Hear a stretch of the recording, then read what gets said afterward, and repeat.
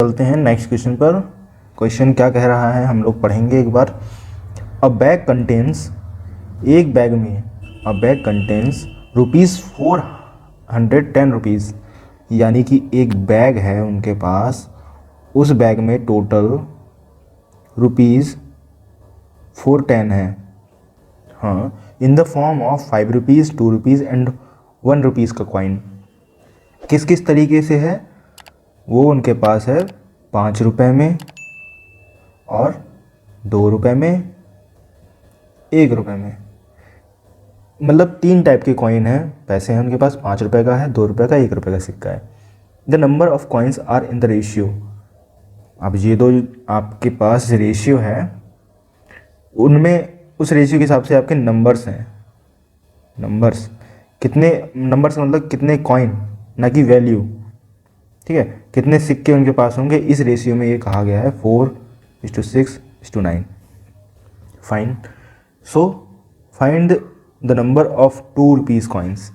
तो अब ये ₹2 जो है ना, यहाँ जो 6 दिख रहा है, अब आपको पता है कि 6 गुना है, 4 गुना है, 9 गुना है कोई एक पर्टिकुलर नंबर का, तो वही हमें एक पर्टिकुलर नंबर निकालना पड़ेगा और उस पर्टिकुलर नंबर से इंटू 6 करना पड़ेगा, तो हमें उसकी जो एग्जैक्ट नंबर हैं वो हमें मिल जाएंगे। फाइन। और अगर हम मल्टीप्लाई कराते हैं, ठीक है, जैसे 6 इंटू 2 ₹12 हो गया, इससे हम मल्टीप्लाई करेंगे तो हमें पता चल जाएगा टोटल कितनी रुपए की वैल्यू है। हमें वैल्यू पता चल जाएगी और जस्ट 6 में कराएंगे तो हमें नंबर्स पता चल जाएंगे। तो यहाँ आपको मुझे लगता है कि समझ में आ चुका होगा क्वेश्चन क्या कहना चाह रहा है। ठीक है,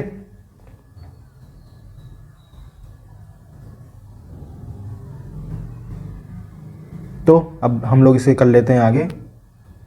क्या होगा, पहले तो मल्टीप्लाई करेंगे इनको, क्योंकि कोई चेंजेस की बात ही नहीं है कि तीनों जो हैं कॉइन्स वो रुपीज़ में है।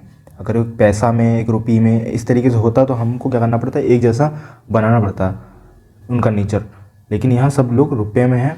तो फाइन, हम लोग कर लेते हैं। 9 1 9, 6 2 12, 5 4 20। तो फाइनली हमारे पास जो रेशियो आया है वो 20, 12 एंड 9 का आया है। अब आपको इतना पता है कि भैया हमारे बैग में ₹410 हैं। ऑफ कोर्स ₹410 हैं। अगर हम लोग सम ऑफ पार्ट्स कर रहे हैं जो 20, 12 एंड 9 है, पार्ट्स मतलब शेयर समझिए आप, तो टोटल ये कितना हो गया? 20, 12, 32, 32 एंड 9 41। फाइन। तो अब देखिए, तो अब हम लोग क्या करेंगे, एक शेयर की वैल्यू निकालेंगे, फिर उसके बाद हम लोग जस्ट मल्टीप्लाई कराएंगे ताकि हमें एग्जैक्ट वैल्यू पता चल जाए जो हमसे पूछी गई है। देखिए 41 आपके पास शेयर हमें 410 में डिस्ट्रीब्यूट करने हैं। फाइन। तो एक शेयर की वैल्यू 410 डिवाइड बाई 41, ₹10। कहने का अर्थ ये है कि एक शेयर की वैल्यू 10 है, ये हमें एग्जैक्ट पता चल गया। तो हमें ये कहा गया है कि भैया 4 नंबर, 6 नंबर और 9 नंबर हैं जो कि एग्जैक्ट नहीं थे, जो कि एक रेशियो में थे। अब जो एग्जैक्ट वैल्यू निकली है वो ₹10 क्या है, मतलब 10 गुना है इस चीज़ का, जो कि 10 टाइम्स ज़्यादा है। 41 हम रेशियो के हिसाब से निकालते हैं, जो कि एक्चुअल में होता है क्या है, 410 होता है। तो अब 410 है तो हमें पता चल गया ना कि भाई 10 गुना है ये चीज़ों का। सभी चीज़ें यहाँ पे इंटू 10 करनी पड़ेंगी तभी हमें एग्जैक्ट वैल्यू पता चलेगी। देखिए हम क्या करते हैं, इसको इंटू 10 कर लेते हैं, इंटू 10 कर लेते हैं, इंटू 10 कर लेते हैं। तो हमें पता क्या चल गया कि 60 कॉइन भैया ₹2 वाले हैं।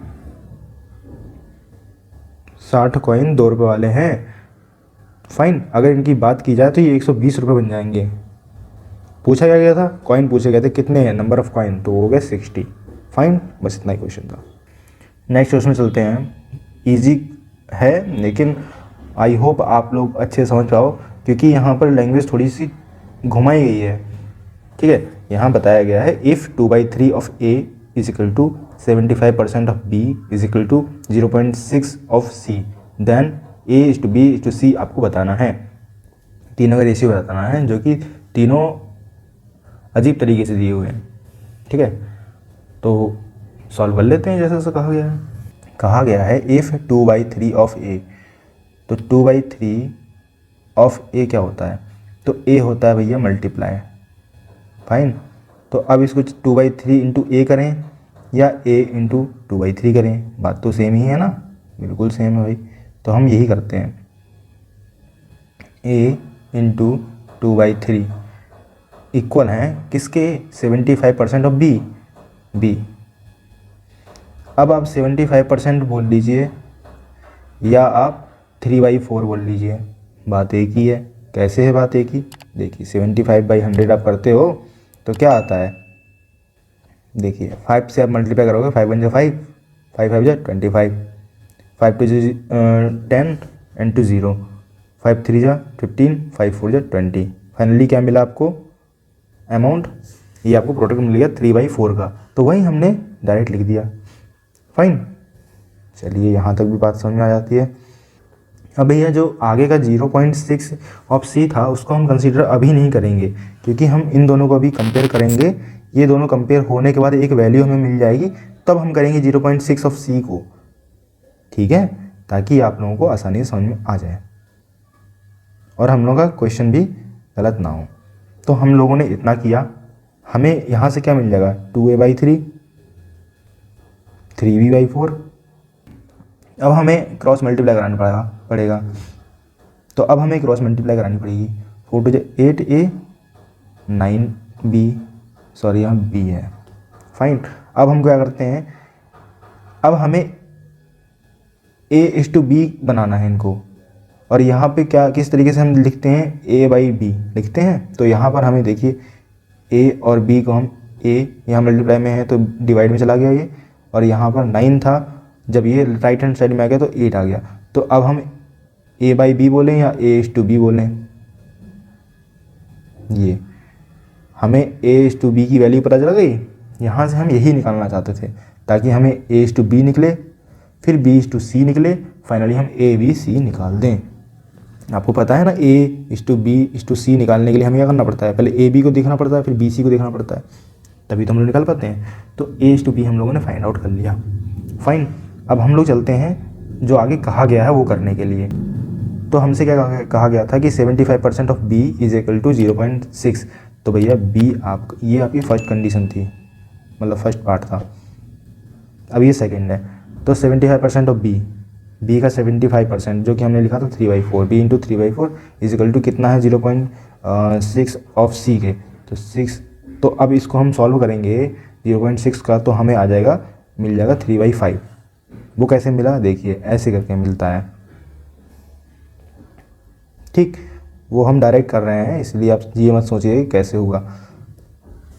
तो यहाँ से हम लोगों ने कर दिया, जिस तरीके से हम लोगों ने a और b निकाला, अब हम लोग b और c निकालेंगे। तो यहाँ पर मिल जाएगा 3b/4, 3c/5। फाइन, अब हम लोग क्या कर सकते हैं, 3 और 3 को कैंसिल आउट कर सकते हैं यहीं से, क्योंकि दोनों सेम, चाहे आप क्रॉस मल्टीप्लाई करके करो चाहे वैसे करो, ये तो डिडक्ट हो ही जाएगा, कैंसिल आउट हो ही जाएगा। तो अब भैया देखो आपके पास क्या मिल गया, b/4, c/5, बिल्कुल मिल गया। अब क्रॉस मल्टीप्लाई कराओगे, 5b करोगे, 4c करोगे, फाइनली देखने को क्या मिलेगा, लास्ट में आपको मिल जाएगा b/c इज इक्वल टू 4/5। यही हम लोगों को ढूंढना था, b/c 4/5। अब आपको क्या क्या प्रोडक्ट मिल गए, कंफ्यूज मत होइएगा बिल्कुल भी। a और b मिल गया 9 8, b और c कितना है 4/5। अब देखिए हमें फिर से कंपेयर करना पड़ेगा, a तो हमें पता है 9 और c ये दोनों अलग हैं, डिफरेंट हैं। b हमें कंपेयर करना पड़ेगा, a जैसा बनाना पड़ेगा। तो हम क्या करते हैं, किस से मल्टीप्लाई करें ताकि ये सेम हो जाए भैया। हमें अगर 2 से मल्टीप्लाई करा देते हैं 4 2 8 हो जाएगा, और इसको हम 1 से करा दें ताकि इन पर कोई फ़र्क ना पड़े। तो क्या इसको मल्टीप्लाई करा देते हैं पूरे से, तो 9 और 8 ये आया, और यहाँ क्या आया 8 एंड 10 ये आया। अब ये a है, ये b है, ये b है, ये c है, तो b कॉमन कर लिया हम लोगों ने, b एक जैसा है, तो a b c की वैल्यू क्या आ गई 9 8 10। आई होप क्वेश्चन आपको समझ में आया होगा बहुत अच्छे से। So we will proceed to next question number next.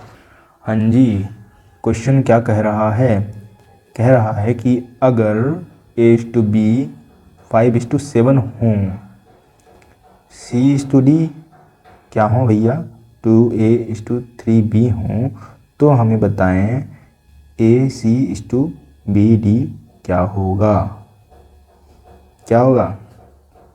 हाँ भैया बिल्कुल बताएंगे। अब हमें ए बाई बी लिखें या एच टू बी लिखें, इस तरीके से बात सेम ही है। अब हमें पता लगा ना, यहाँ पे ए की वैल्यू 5 हो गई, बी की वैल्यू 7 हो गई, यही तो हुआ। और हमें क्या कहा गया था, सी डी में हमें 2a/3b हो गया, तो हमें सी की वैल्यू 2a मिल गई, डी की वैल्यू 3b मिल गई। हाँ जी, यहाँ तक भी बिल्कुल ठीक है। अब हमसे पूछा क्या गया है, ए सी डिवाइड बाई बी डी, यही तो निकलवाया गया है। अब हमें ये बताइए, इसको हम ए सी निकाल लें। ए है हमारा 5, सी कितना है 2a, फाइन। बी कितना था, बी हमारा है 7, डी क्या है हमारा 3b।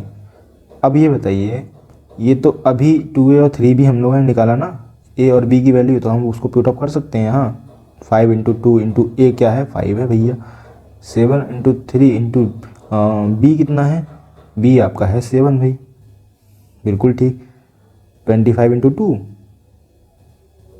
49 इंटू 3 50, इसको आप मल्टीप्लाई करा दीजिए, कितना आ जाएगा ये 49 और इंटू 3 आपका 247, ये आपका आंसर आ गया। बस चलिए, बहुत अच्छी बात है, आप लोग समझ गए होंगे। तो नेक्स्ट क्वेश्चन चलते हैं। कोई डाउट हो आप बेझिझक पूछिए, चाहे हमसे कांटेक्ट करिए, चाहे कमेंट सेक्शन में पूछिए, या फिर आप टेलीग्राम के थ्रू हमसे ग्रुप पर पूछ सकते हैं आप, कोई भी प्रॉब्लम नहीं है भैया। नेक्स्ट क्वेश्चन में चलते हैं। क्वेश्चन क्या है, डिवाइड 324.36 324/36 को हमें डिवाइड करना है इंटू 3 पार्ट्स। हमें 3 पार्ट्स में डिवाइड करना है। हम इनको ए बी सी मान लें, बिल्कुल मान लेंगे, कोई फ़र्क नहीं पड़ता। अगर हम 325 को 5, 6 और 7 में डिवाइड करेंगे तो वैल्यू क्या आएगी, यही आपसे पूछा गया है भाई। देखिए निकाल लेते हैं, बहुत आसान है, कुछ करना ही नहीं है। तीनों को आप ऐड करिए, सम निकालिए, 5, 6, 11, 11, 7, 18। 18 पार्ट की वैल्यू 324.36, 1 पार्ट की वैल्यू 324.36 डिवाइड बाई 18 हो गया 18। फाइनली बचा कितना 18.02, इतना निकल आया इसको सॉल्व करोगे तो। और अब आपसे पूछा गया क्या है, अब आप बताएंगे तीनों को बारी बारी से कि कितना कितना उनको वैल्यू मिली है, ठीक है। अब ए को कितना शेयर हमें गिवन था, 5 गिवन था, 18.02 से मल्टीप्लाई करा देंगे।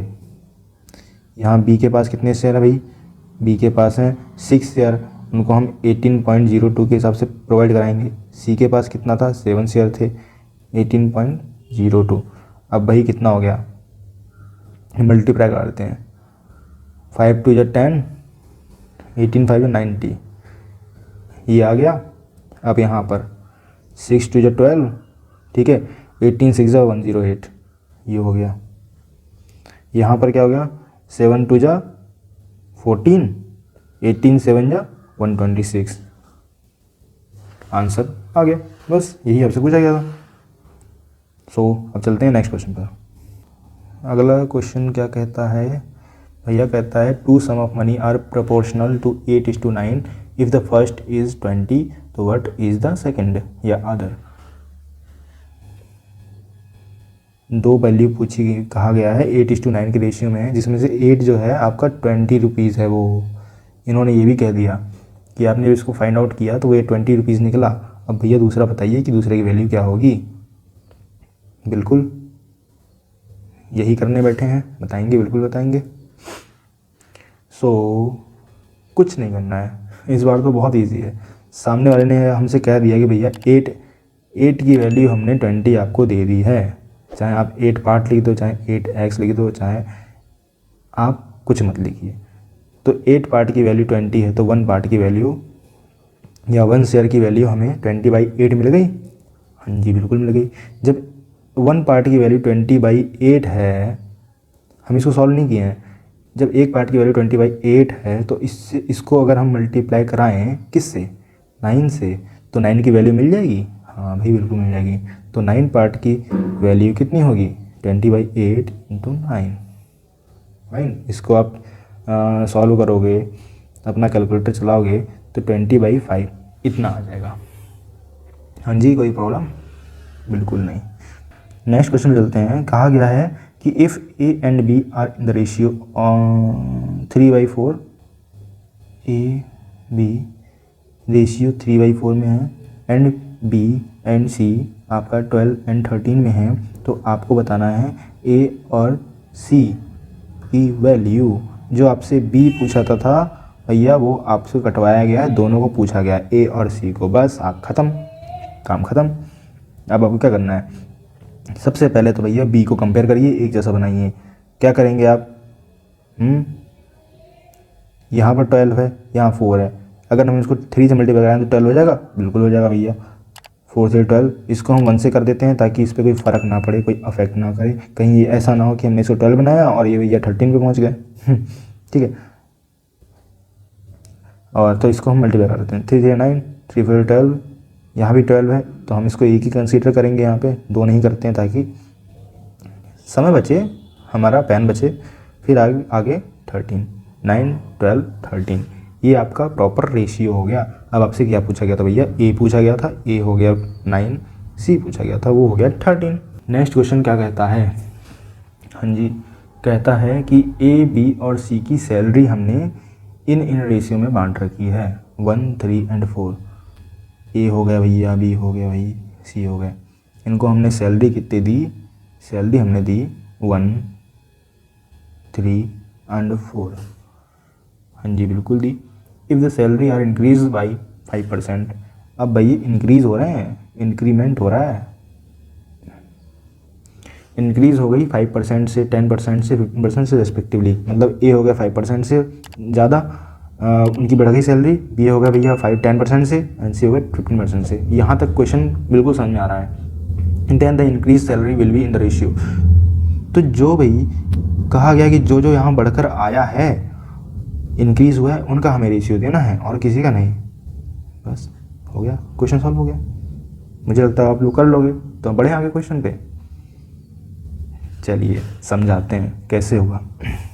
तो ये बताइए, अगर आपसे कोई कहे कि आपके पास 1 रुपये है, 1 रुपये का आपको 5% का क्या हुआ, इंक्रीमेंट मिल गया, तो कितना रुपये हो गया, तो आपका जवाब होगा पॉइंट में कि 1 रुपये इतना पैसा।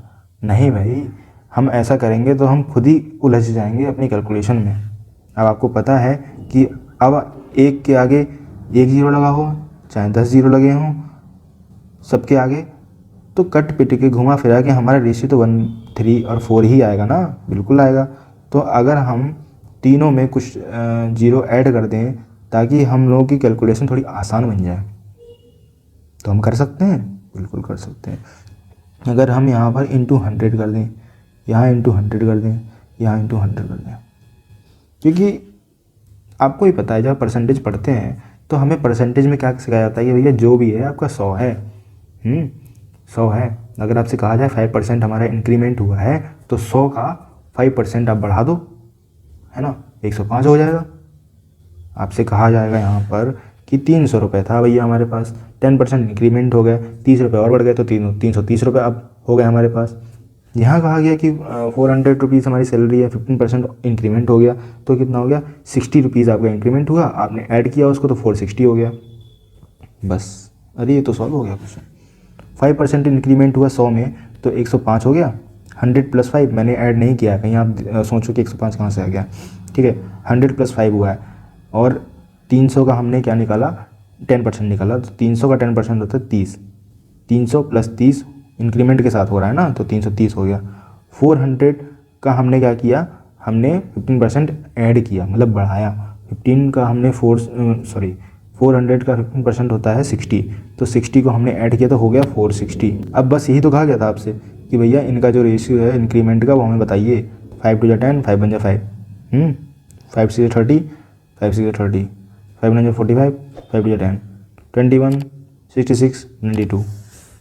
This is your increased ratio जो आपसे क्वेश्चन ने या एग्जामिनर ने पूछा। चलें फिर नेक्स्ट क्वेश्चन पर। नेक्स्ट क्वेश्चन आपसे कहा गया है कि 2 numbers are in the ratio 2:3। 2 number हैं 2:3 में if 2 is subtracted from the first. वो थोड़ा ट्रेडिशनल मेथड से इसको करते हैं, बहुत अच्छे समझ में आ जाएगा, क्योंकि कुछ ऐसे से इतने इजी सिंपल क्वेश्चन होते हैं, हमें उसके लिए दिमाग लगाना नहीं पड़ता है। हम कहते हैं चलिए जो हम लोग पढ़ते हुए आए हैं, हम लोग के माइंड में उसी तरीके से करते हैं। देखो रेशियो हमारे पास 2 है और 3 है, हमें नहीं पता कि वो वैल्यू कितनी है, तो हमने उसको 2x मान लिया और 3x मान लिया। हाँ जी बिल्कुल हो गया। 2x था, अब हमारा पहला नंबर हो गया 2x, दूसरा नंबर हो गया 3x।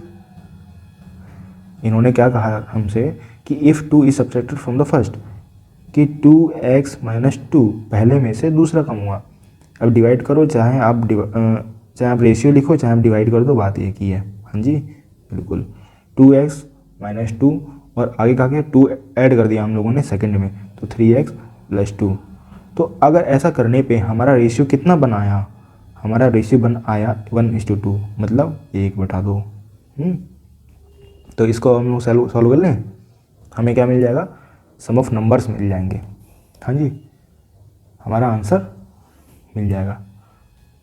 क्रॉस मल्टीप्लाई करा लेते हैं, 2 × 2 = 4x, 2 × 2 = 4।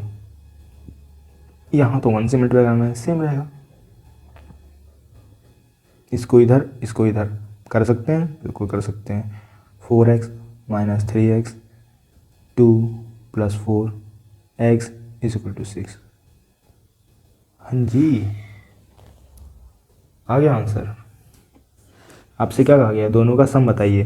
तो अभी वैल्यू तो पता चली नहीं है, हमें तो ये पता लगा x कितना है, मतलब वो नंबर कितना था, वो नंबर था 6, जो कि 2 गुना था और एक तरफ 3 गुना था।